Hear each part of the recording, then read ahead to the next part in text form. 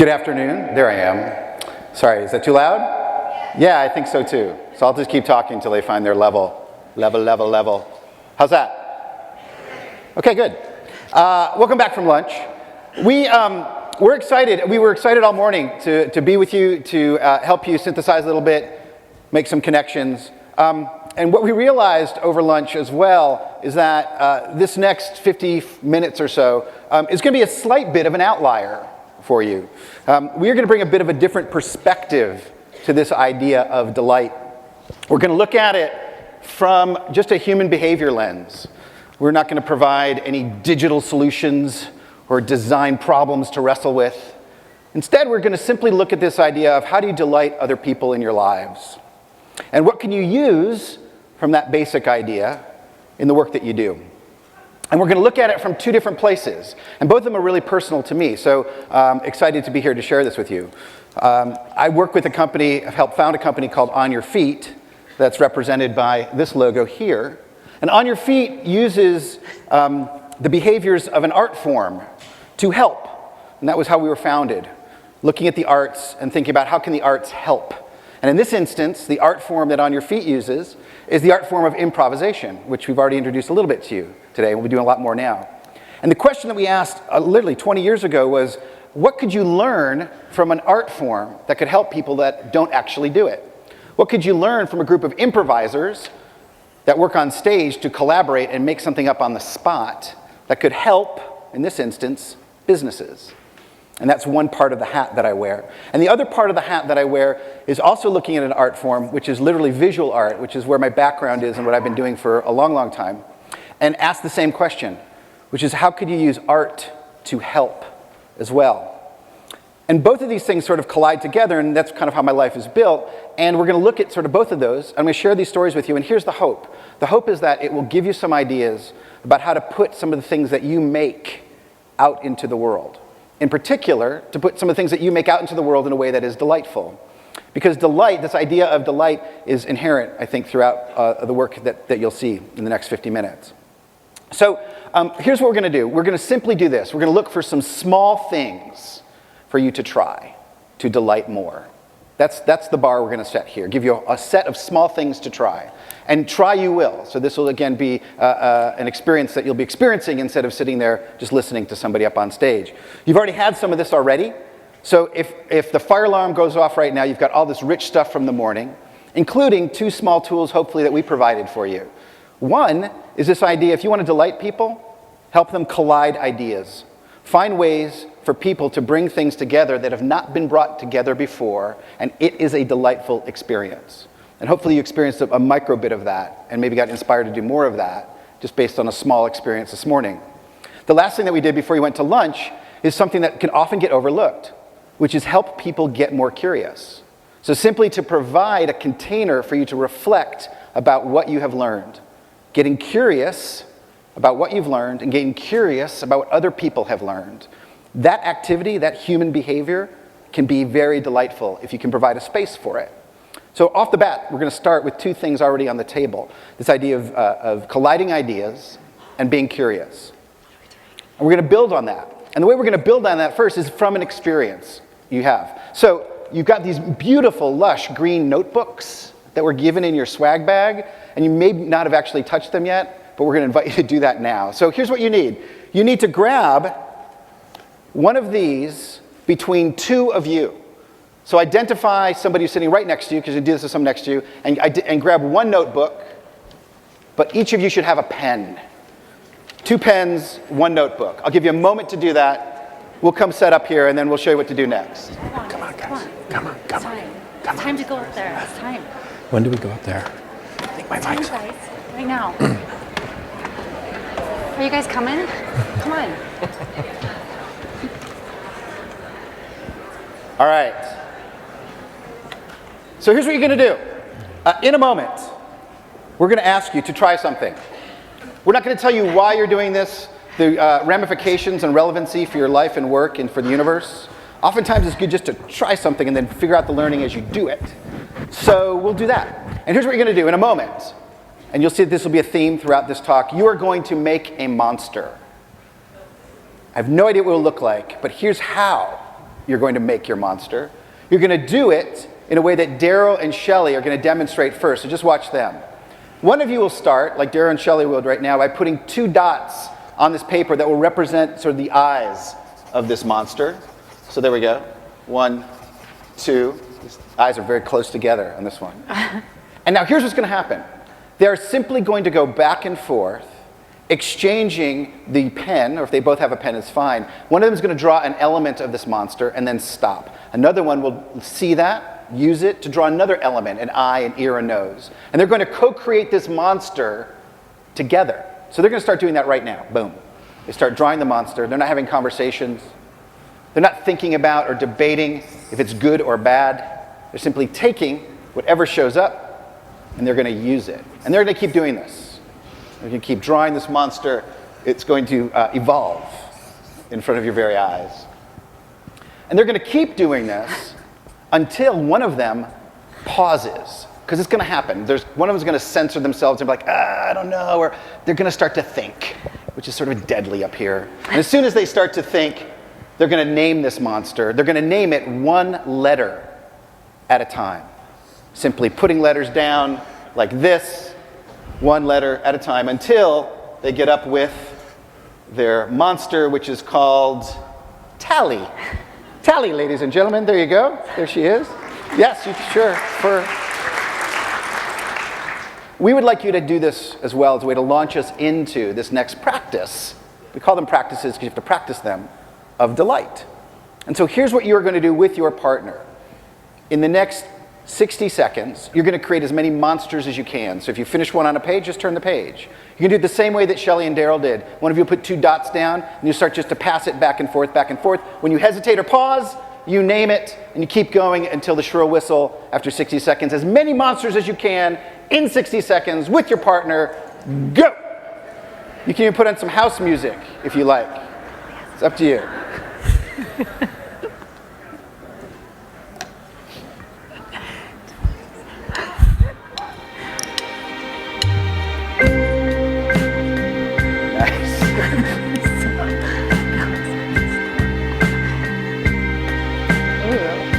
Monster music.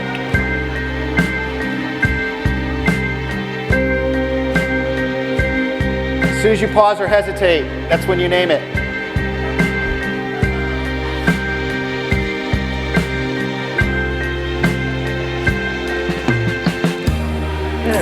Trio.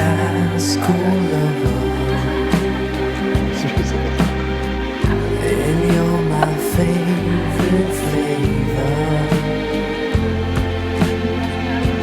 30 more seconds. See if you can make another one. Love is all my soul. You're my playground love.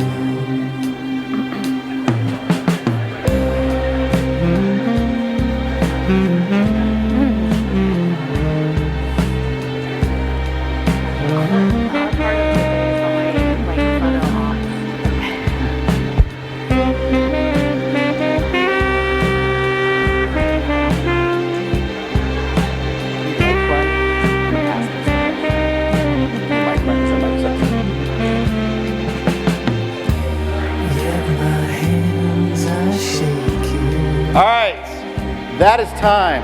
Thank you, house music. Just for the heck of it, pick up one of your drawings and just show as many people around you can yours while they show you theirs. We'll see sort of this gallery of drawings. We're going to look at them too.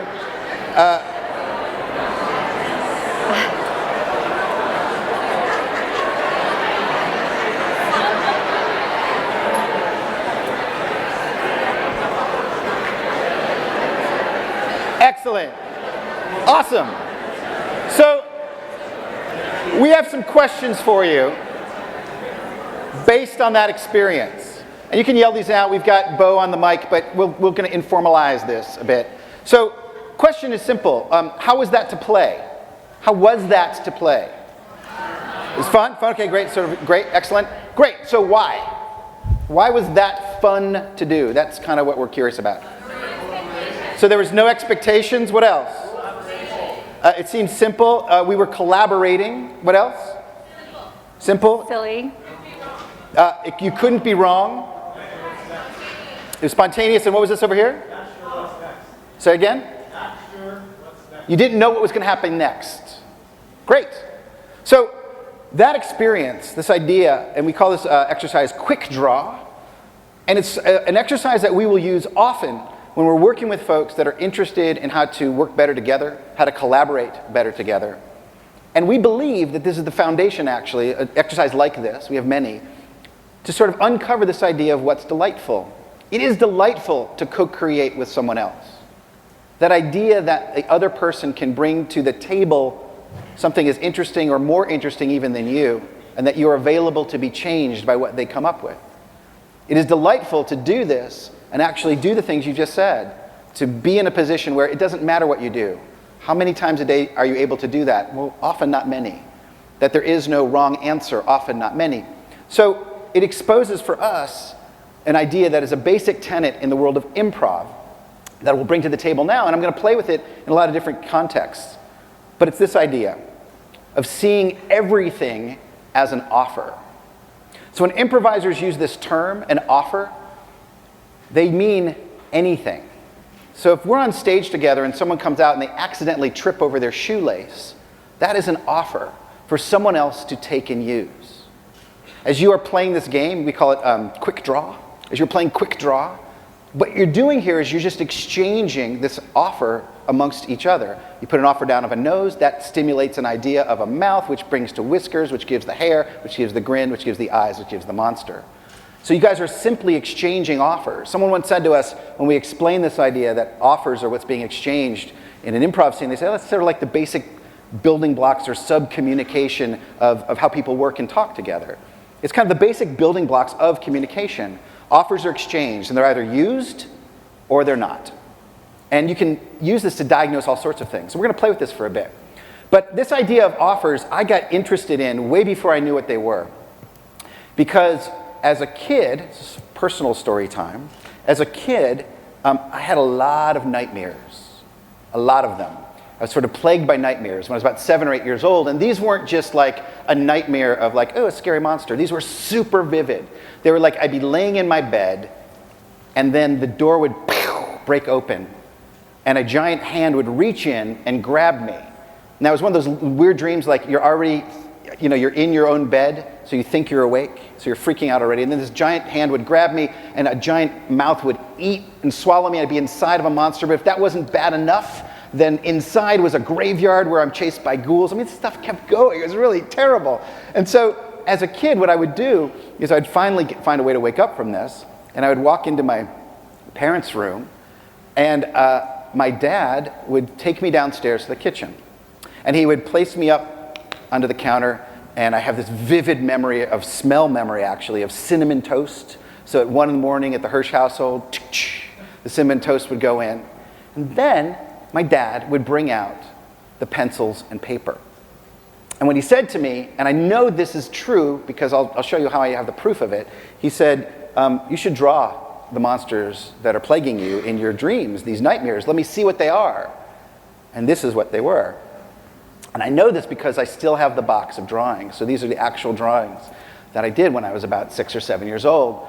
And we would have these ongoing co-creative, not unlike sessions that you just had with each other, with my dad. And I would draw these monsters, and then he and I would co-create the names of them. So we'd name these things together, and some of them are named, some of them aren't.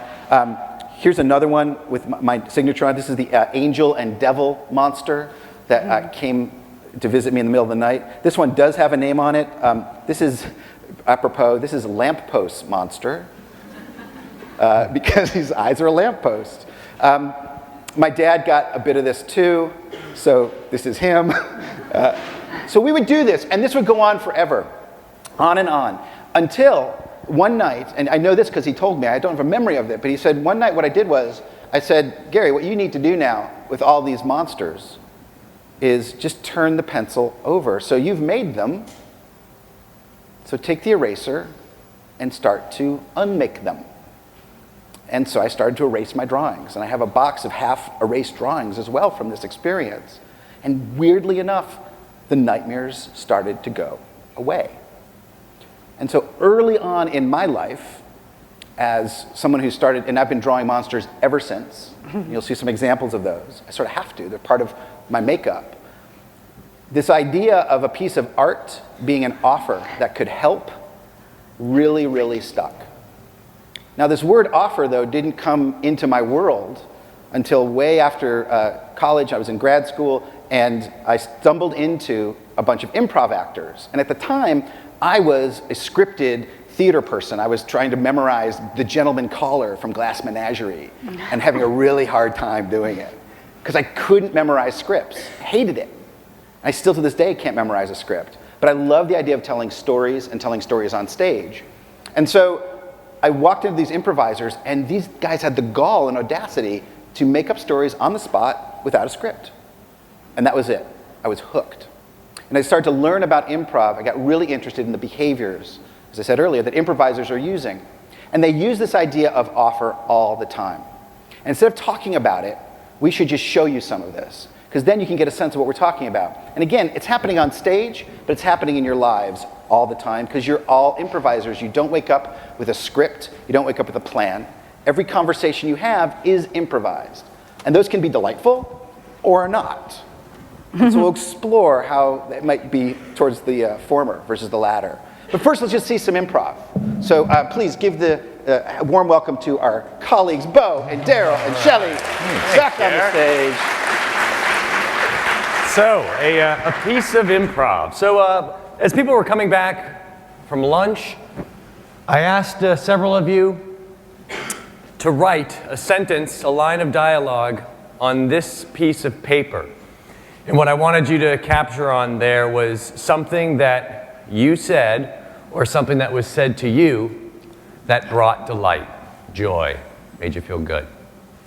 And so we have not looked at these, so if there's anything foul, that's on you. We're still going to read it. So how are we going to read it? Well, in a moment, Daryl and Shelley are going to start a scene, and from time to time, they are going to pick up one of these pieces of paper and incorporate that line of dialogue that you wrote into the scene. So, Daryl, Shelley, is there something that you want to ask of the audience to base it on? You can No, get a I'll do it. suggestion Okay, first, well, how Bo. about this? How about an occupation that one of your grandparents had in their lifetime? What was over here? A pilot? Pilot. Pilot. All right. Pilot. You on 1107 today, Bill? I sure am, Beth. 1107. Yeah, I've got the nonstop down to Phoenix. Really? Cush route today. Are you on United? No more jokes, okay, Bill? Okay, sorry, All right? sorry. We're turning things around. Didn't you see that letter?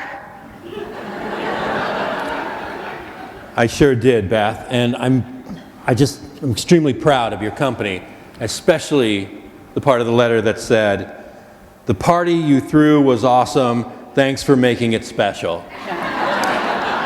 That part actually wasn't supposed to make it in the letter. That was an oversight on the old editor's part there. We weren't going to talk about the party. A lot of things, went down there. Yeah, it was quite the party.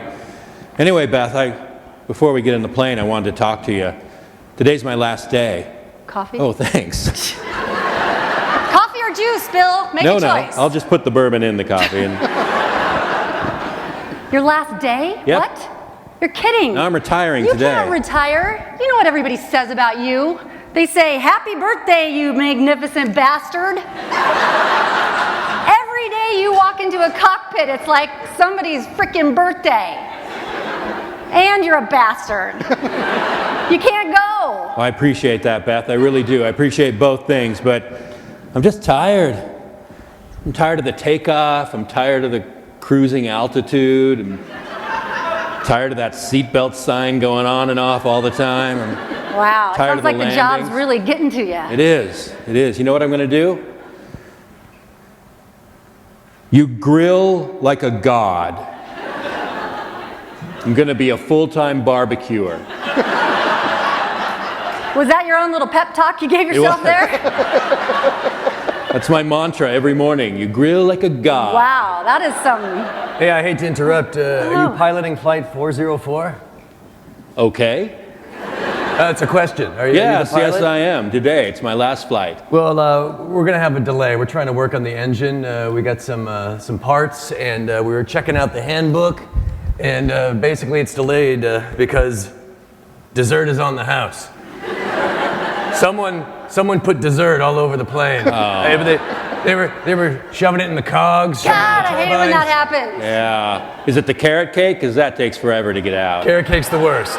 So we're gonna have to take out each shred of carrot piece Oh by my piece. It's gonna be God. at least 2 hours. Well, it's going to delay my retirement. Oh, you're retiring. Today. Oh. This was his last flight. Congratulations. Oh, I'm sorry you have to wait for the Wow. flight. It's okay. You know what? This might be a sign, Bill. This might be a sign. What do you mean, Beth? Maybe you shouldn't retire. Say Maybe more. somebody spreading dessert all over your plane is a message. They're sending you a message. You know? Like, yes, we can go to the water park. You know, when people say that, Oh, it's a metaphor. it's a metaphor for your life, Bill. That's where I want my retirement to be, at a water park. So what you're saying, if I understand you correctly, or, you know, the bourbon's kicking in, that I should look at my job like it's a water park. Yeah, you Like- bastard. Like every day's an adventure. Every day's something new. Yeah, and exactly. You got it. I think you got it. Exactly. And when you retire, it's just going to be nothing. Days and days of putting bourbon in your coffee and just sitting around. Wow. Well, I'm gonna get back to the plane. Congratulations again on retirement. And I've got an old saying about retirement that my grandfather told me. He said, "Mama, I love you." He spent his retirement making love to Mama. Carry on. Well, I'm single. That's another reason I shouldn't retire. That mechanic is wise beyond his years. I think between you and the mechanic, I wish we'd asked his name. He's worked here for 20 years. Yeah. I'm not going to retire today. I'm going to great stay a news, Bill. pilot. That's great. And my new mantra is going to be, will you marry me? Whoa. Nope. Whoa. I bought this ring 20 years ago just in case I might one day say that to somebody. Beth, I'm going to stay a pilot only if you will marry me. I don't know what to say, Bill. I don't know what to say. I mean, There's only two choices. we've been working. Really? Are you sure? Because the first thing that comes to my mind when I see you down on bended knee with some kind of diamond sparkling in my face like that, the first thing that comes to my mind is, you make me I get confused. Take your time, I take want to your time. say to you, you make me think my approach to social justice. Something like that's close to what I'm thinking right now. I'll take that as a yes. All right, we'll cut it there. There they are, married. Thank you, guys. It was a love story. So that's a piece of improv. And this idea of offers comes to life really well in a scene like that. They call it, that's a dialogue paper scene.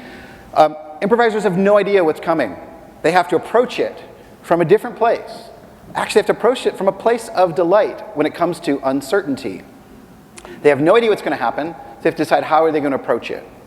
So when you watch improv, you get to see some things that you don't normally get to see in life, actually. And that's kind of why people come to it. Most people think improv is just, it's comedy, and you come to see people thinking quickly. But actually, I would argue something slightly different. That when you witness improvisers work, you see people that really want to be where they are. That's simple. Like, if we had a choice, we just do this all the time. We love being up here. And as an audience, hopefully, you will see that, respond to it, even just viscerally. That's delightful. It's delightful to be in the presence of people who want to be where they are. And it is rare sometimes to do that. You know it when you see it, you know it when you feel it. In a customer service interaction, somebody really wants to be there. You're like, I don't care if the coffee sucks. I like them. Let's keep coming back. You can feel that. You can feel this too, this idea that it's engaging, delightful to have people up here in life who are perfectly happy to make a mistake and still go with it. So when things happen up here that don't go as planned, which happens all the time, Shelley, God bless her, couldn't read that final paper, right? It's like, so there's different ways to handle a mistake. She could have just cried. I was on the inside. You were crying inside? Yeah, I could feel it. Or you take it and you use it. You run with it. You go with it. How do you handle a mistake? It's engaging. It's delightful to watch people do that and embrace it. And lastly, you just sort of see people inherently cooperating. They're using each other's ideas. They're listening. They're doing those types of things.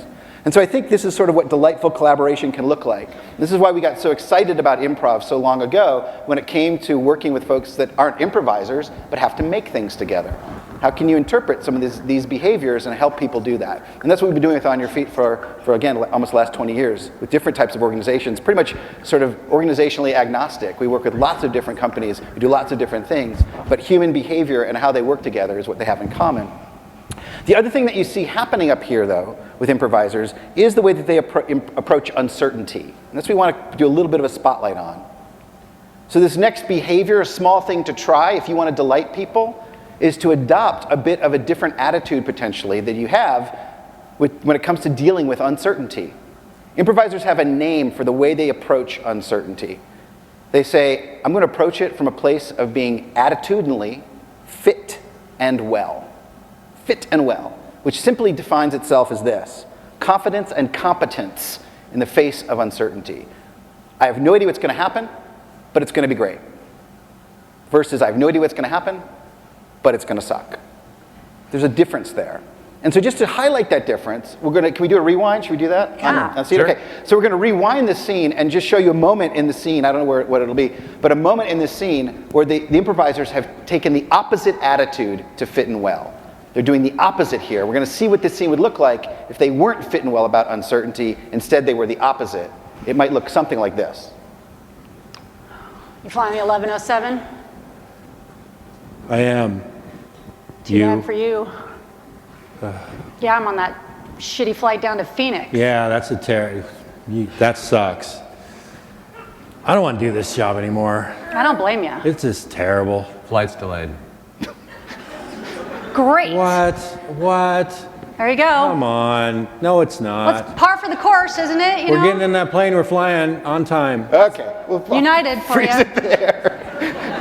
There's a word for this too. There's a phrase, and improvisers call this being sick and feeble. Attitudinally sick and feeble in the face of uncertainty.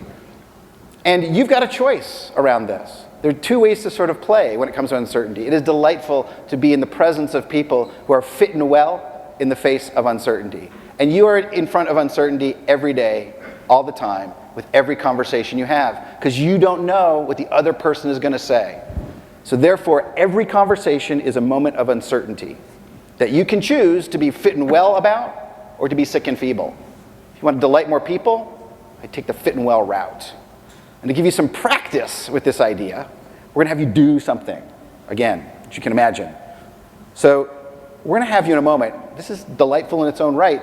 You're going to give each other presents. Nothing better. And here's how it's going to work. Two of you, you'll partner up in a moment, and each of you will have a stack of presents. These are wrapped. You cannot see what they are. So there's Bo's, it's about that big, and Shelley's, where's yours? Shelley has less presents. They're small, but they're small but powerful. mighty. So here's what's going to happen. Bo is going to take a present that's wrapped off of his stack. He's only going to define its scope. If it's little, heavy, light, whatever. And he's simply going to hand it to Shelley and say, Here, I got you something. Thanks, Bo. Shelley's got to thank him. It's really important. Now here's the clue, or the key. Shelley will not plan what this is until she opens it. So that's when she will have the moment of discovery, and she will open it. It will be It's a Lucky Rabbit's Foot keychain. I love it.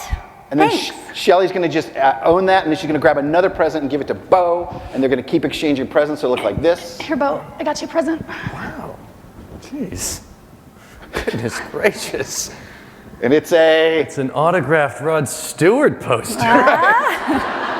She knows him well. So this exchange of presents, this back and forth is something, and there's a reason for this, to get into this idea of delight, do something delightful. We're going to have you do this now. Here's what you're going to do in a moment. You're going to stand up. If at all possible, partner with someone you have yet to work with today. If they're within your vicinity, if not, you can go for someone you already have. Both of you will have a stack of presents, and here's your job. You grab one, you just define its scope. It's all wrapped. You have no idea what it is. You give it to them. They say thank you. Thank you is like the operative word here. They open it, but don't pre-plan. We can tell. We'll know. So don't pre-plan. Open that thing in the moment, identify it, use it, and then give your partner a present. You're going to swap presents for a while until we stop you. Make sense? 1, 2, 3, go!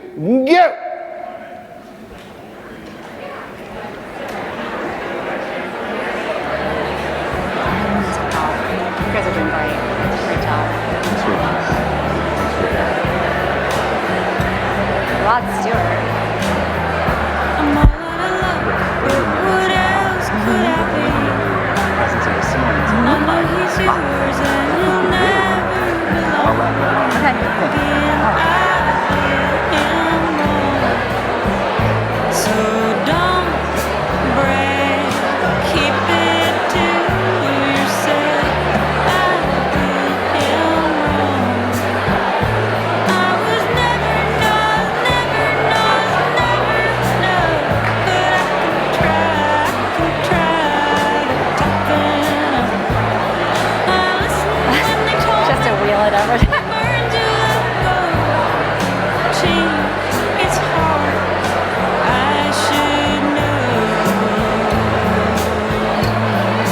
I should know. I should know.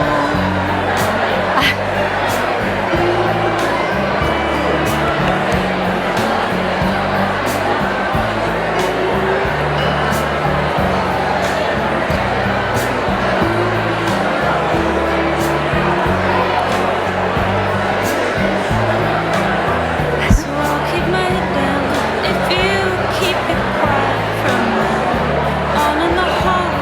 I'd rather be Just pause for a sec, freeze, freeze. If you look around the room, many of you have this sort of lovely, slightly stupid grin on your faces. That's fitting well. Fitting well is a hard thing to talk about. It's an easy thing to experience. It is delightful to simply do this. And what you're doing is you are working with uncertainty in the moment. You do not know what that present is. You're approaching it from, I have no idea what it's going to be, but it's going to be great, and it is. It turns to be as you play this. So that's what you're doing with this offer of a present. We just want to amp this up one more time. We were debating this. We're like, are they up for it? Should we do the advanced version? Shelley's like, yes. So they're going to do it. So stay where you are. Just if you can see us, we're going to bring you one more step in this. In a moment, you're going to exchange one more present. Just one of you will give the other person a present. That's the offer. Give them an offer. That person will open it up. And then they simply are going to name what it is. The person that gave it to them are going to tell them why they gave it to that person. And then that person will use it in some way. So it might look like this. Shelley, I got you a present. Gosh, thanks, Daryl. It's a coffee grinder. Yes, I know you love your coffee in the morning and you love to make your own, so grind away. I'm sorry, what? Grind. I'm sorry, what? Nothing. Okay. So these are the steps. Partner gives a present, identifies what it is, tells them why you did, and then use it for something. Give that a shot. Once you've done that, you can do it one more time, so you can oscillate back and forth. And we'll talk about what's going on there as well. So now in your same pairs, just somebody grab a present and do this. Go.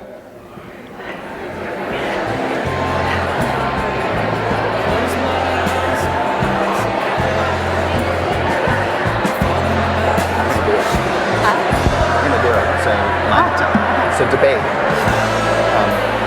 We get a. How do we do it? Who's doing it? Two people. Daryl's doing it. Does somebody moderate? Want me to moderate? Yeah, you two do it. Right? These two do it? Is that right? Sure. Okay. What do I do? So we're going to do a debate. So I have to intro it though? Yeah. I don't know this. I've never done this before. You want me to do that? No, I want you to get to do it. So we're going to see a debate on that topic. Like this will be a mundane topic. Garden. One of us will be pro, one of us will be con. And then just whenever I ring the bell, the change what they just say. And we can demo it, one of us, and say whatever they say last is what's true. gardening. So my kid's pro gardening. We'll have you pause there for a second. So whether you know it or not, you now all have become instant improvisers. You can now start an improv group because you've done it. Yes, give yourselves a round of pointless enthusiasm. Because here is what you are doing. You are entering into an exchange, an unknown, uncertain exchange of collaboration with someone else. You're embracing it from a place of being fit and well. You're getting something that's slightly scary. Like, who knows? Like, did somebody get something they didn't want? Yeah, okay, so what? Just yell it out. You got a bib? Okay, fair enough. Anyone else? Rice? So we were playing this once, and this is weird. I don't know how this happened. We were playing this once in Memphis, and with a large international and domestic shipping company that's based there. And we were playing somehow, for some reason, it was a room full of bodybuilders. Like, I don't know what it was. They're mostly all men, and they were just big and huge. And they're playing this game, and I asked, did anyone get something they didn't want? And for some reason, the visual of having them sort of big and muscular helps, because this one guy goes, yeah. And he got really sick and feeble about it. He's like, yeah, I did. I said, what'd you get? And he goes, piece of crap. Which is totally weird, because he gave it to himself. It's like, sorry, sidebar. So here's what's happening. You're exchanging offers, and you have no idea where it's going. But what you're doing is you're doing this. You're using the other person's stuff. There's lots of different terms for this. This is like the tenet of improv. We are so thrilled in our work to see this idea of yes-anding being sort of co-opted everywhere. I'm a little scared of it, actually, that it's being co-opted everywhere, because it just says you should agree with everything and add to it. There's some nuance to that. But in life, that's probably a better bet than saying no. Fair enough. Sometimes it's good to say no. But bottom line is you're exchanging presents with each other. You're using each other's stuff. We want to see our ideas being used. You want to create delight? Do that for other people, period. I don't care if it's digitally, if it's analogy. I don't care what you do. Help people see their stuff in action, and they will keep coming back to play. So give your partner high fives, hugs, whatever it is you need to do, and grab a seat. This is let go, right? This is let go. This is let go. Yeah. I'll get you into it. Okay. Remember how almost everybody this morning talked about how you need to be able to let go of ideas. Great. So, so far, here's some small things to try. To try to delight. To create more delight for yourself and other people. And again, these are simply based on some experiences in the arts. And one thing to think about is this idea of getting out of your own self for a little bit. I'm really interested in when we run ideation sessions, we'll encourage people to go far away to get closer. What can you learn from something that's got nothing to do with you? What can you learn from a painter in this instance, or a drawer, or a doodler, or an improviser? And how can you take and use that? In this session, we're sort of bombarding you with these ideas. What we're not telling you is how to connect the dot. We're not saying, here's what you can do now as a designer. We'll leave that up to you. We've got tons of ideas. We only have 45 minutes, so we'll give you more experience and less talk. So there's one more idea that brings sort of both of these things together for me. Sort of experiences from the world of improv and the world of sort of my visual artwork. And it's this last idea, which is this one, of letting go. We heard a lot this morning from people, oh, sorry, just went through puberty. What happened there? It's totally weird. Okay, I'm back. So we heard this morning, a lot of people talk about this idea of letting go of ideas, let go of your idea. And I'm a huge proponent of it. I think if you want to create more delight, you should let go of things more. Give more things away, share more, get rid of proprietary anything. I'm all for it, because I think that's where delight comes from. And we wanted to show you a bit of letting go, what that looks like on an improv stage, with a real deliberate, these guys are never going to be able to hold on to an agenda in this scene. So we're going to show you a quick scene, a bit more conversation, and see what happens here. So Shelley, how's this going to work? Great. So it's political season. We thought we would play with that a little bit and bring you a live debate here performed for you today. So something unexpected. However, we think that this debate should not be about hot topics. They should not be politically charged. So give us a subject of something more mundane than the Middle East. Coffee. What else?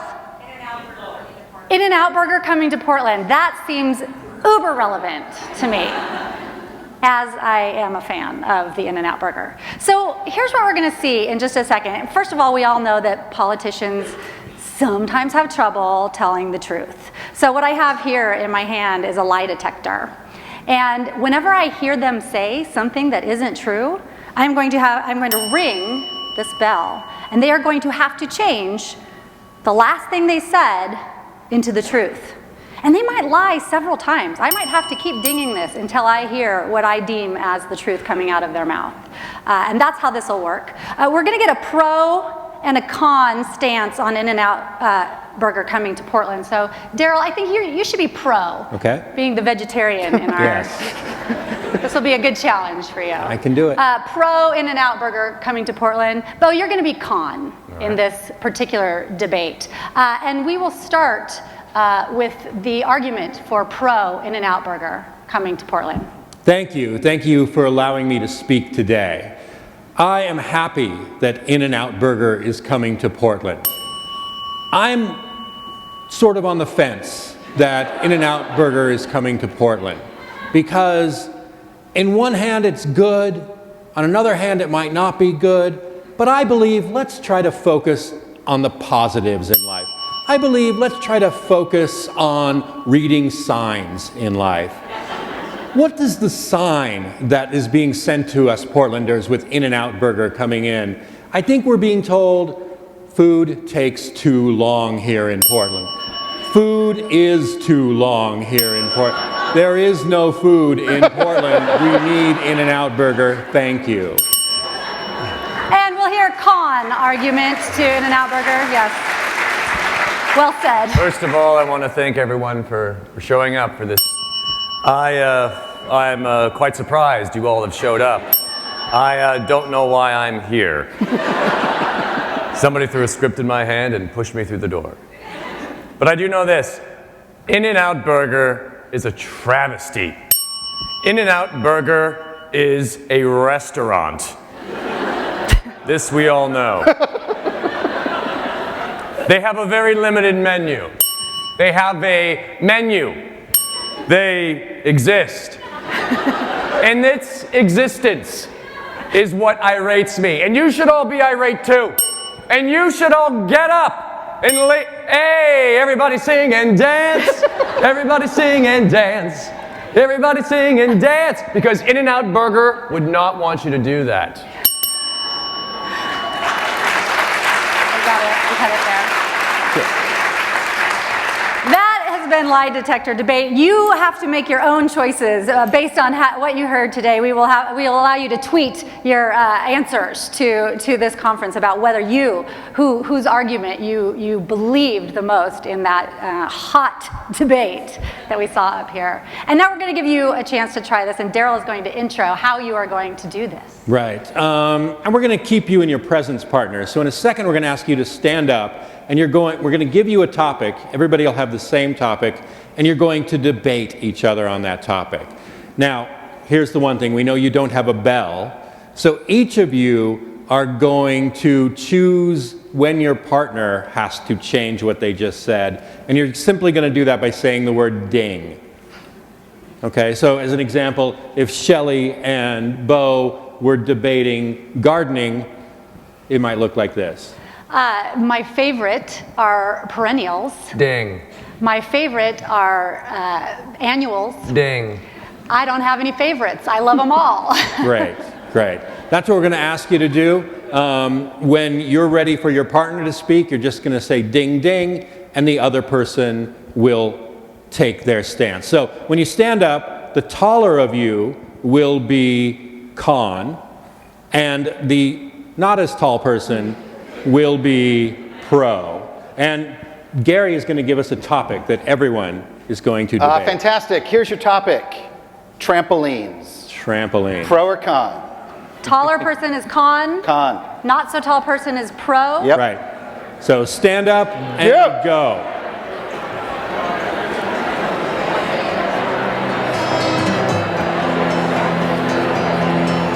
How can I explain it? I've been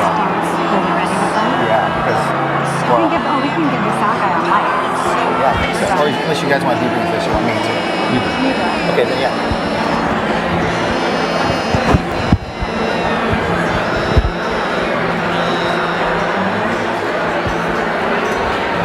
Hey, I think my mic is still on.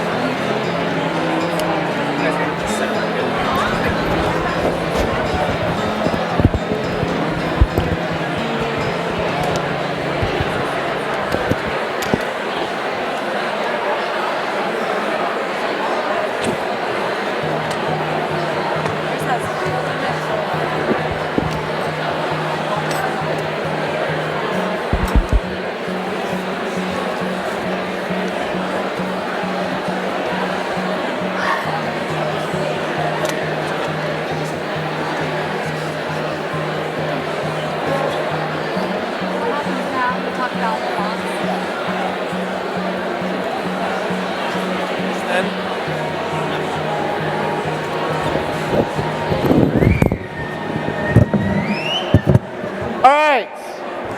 You let go a bit. Give your partner a round of pointless enthusiasm for their work. And go ahead and grab a seat.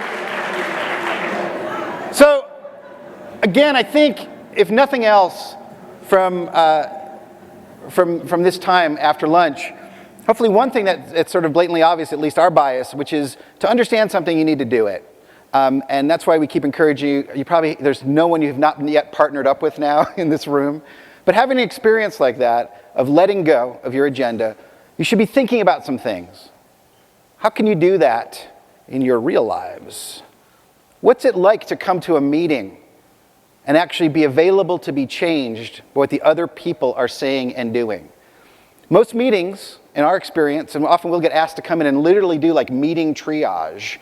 Most meetings can become agenda fests, where one person is just waiting for their agenda to happen and the other person is too, and so no one's really listening to each other, and then they just sort of get their agenda out and they sort of check out.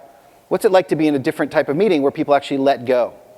What's it like to be in a meeting where people collide ideas and are curious and see things as offers and are fitting well and use each other's stuff? We would argue that's delightful. It's where it can become delightful to work in that way.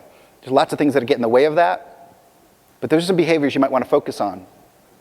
And this idea of letting go has really impacted me deeply, actually, personally. And I've used it with my artwork more than anything else. And I'll just tell you a story to get us there. It has to do with these robots. Now, these are not real robots, but they are sort of, at least in my brain. When at On Your Feet every year, we get to make a gift. And we give it to people that we like, who are friends. And because I, A, doodle, and B, own the company partially, I get to decide what we do. And so one year, we decided to create a notebook, similar to this, actually. And we called it the Co-Creation Notebook. And inside was mostly blank pages, but every now and then was a piece of stimulus to help you co-create with the world. And one of those pieces of stimulus was this doodle. Over here, which is just this robot. And here's what it says, you can't read it. It says, imagine that you go through your entire day followed by a giant invisible robot that protects you and defends you and gives you outrageous compliments. And then the robot's saying, nice pants. So we put this in this notebook and we gave it out to 500 people. And weirdly enough, people started to call me and telling me things like, you can't believe what my robot told me today. Seriously, and they were not kidding. They were like, I was so good in that meeting, or I was really nice to my girlfriend. I was like, really? So this weird little doodle started to help people have conversations almost with themselves that they wouldn't have, most likely. So we're like, you know what, the next year, let's make the robot. Let's make it. Let's make it not giant and invisible, let's make something. And so what could be an object we could use this for? And so, long story short, we ended up discovering, really because my best friend at the time threw this at my head, that a domino, it'd be a great piece of surface, a substrate to make this. So I became robot, doodle, domino obsessed. And I've made to date over 31,000 of these things. Yeah, I have no life. But But here's this idea of letting go that I just want to I want to share this with you, and not because I want to say, hey, look what I'm doing. I want to share this with you because I think you should steal some of these ideas, actually. I think it's fun to let go of your own stuff and see what happens. So this is what happens with this. So the first thing with these robots, after sort of giving them to people, I thought, well, these seem sort of fun and delightful. It would be cool to give people micro-delight experiences in their lives where they wouldn't expect it. And so I left them all over the streets of any city that I went to. And these things had a little sort of on the side, it just says, this is a delight bot. If you find it, take a picture of something that, sorry, these were joy bots. If this is a joy bot, take a picture of something that brings you joy and photograph it, use a hashtag to post it here, and then leave it for someone else to find. That was the idea. And I was like, who knows if anyone will do this? Well, lots of people did it. Hundreds of people did it. And so these are just a couple of examples. It's like this robot was found by this kid, Tucker, and what delights him more than anything else is his skateboard. And so he takes his picture, and it gets posted, and then this bot is out there doing things. This one's a little more typical. This other one, what delights you? Beer. I got a lot of beer pictures, a lot of dog pictures and cat pictures. But what started to happen was you get this sort of accumulation of what brings people joy, and it starts to build. It's almost like sort of a micro community, and you get to find out. You get to get curious. And so I started to make different types of bots. Love bots, inspiration bots, advice bots, just to see what would happen. And people kept saying, here's what my bot said, and here's what I've been doing with it. So that's cool. This is a yes bot as well. And then I thought, well, these things seem to be helpful, so who else could they help?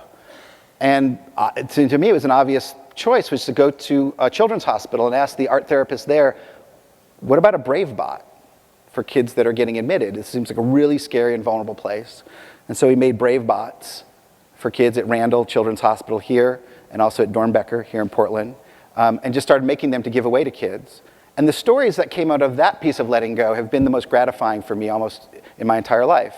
You get folks, a girl like Ava, who now has to have her Brave Bot with her to give herself her insulin injections, which she's able to do because of her Brave Bot.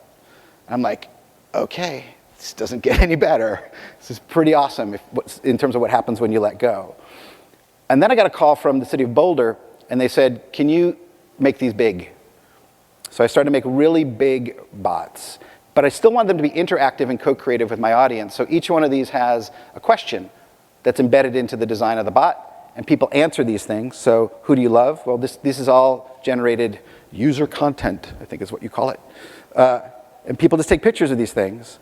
There's 4 of them now in Portland. I got a commission from the city to do 4 over the east side, so you can see those happening. But people to answer these questions online, and then they post them, you start to, again, get a cumulative effect. What brings Portland joy? What brings Austin joy? Things of that nature start to evolve from this thing. And it's really gratifying and fun. Lastly, here's just, the letting go keeps happening. And the final piece here is that I've just decided I'm a bottleneck. If I keep making these myself, not enough people can have them. And so I just invited anybody in the world to steal the idea. And so if you go to the website, you can learn how to make one of these things.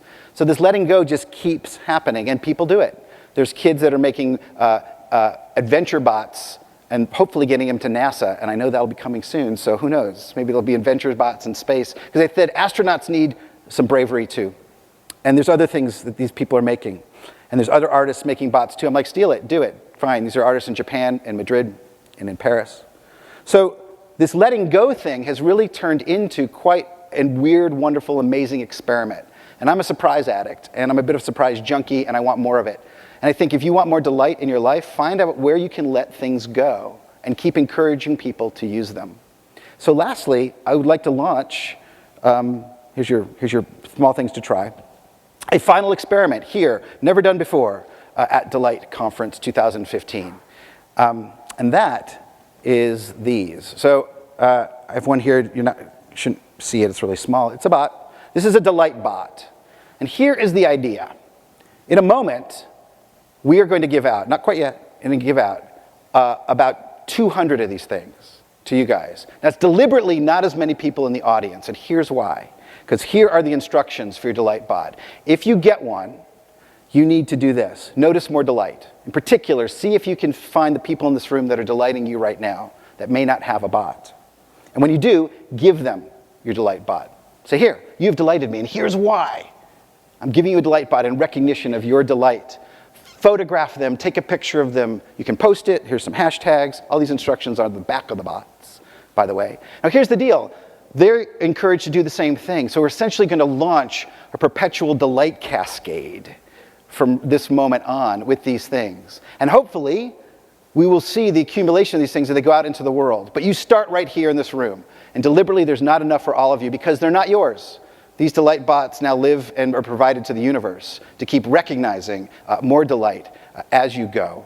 So with that said, there are volunteers throughout the audience, and they are going to, here's what they're going to do. They're going to give you a delight bot. And why? Because you've delighted them in some way. And how? Who in hell knows? You're wearing their favorite color. They like your smile. It's going to be pretty arbitrary. But they're going to do that now. So bam, give out those delight bots if you guys don't mind. Here they go. As they get into your hands, realize that you're now responsible for providing more delight into the world. And so enjoy those. I hope you put these things into practice as well, these small things to try. And it's been a delight speaking with you. Thank you.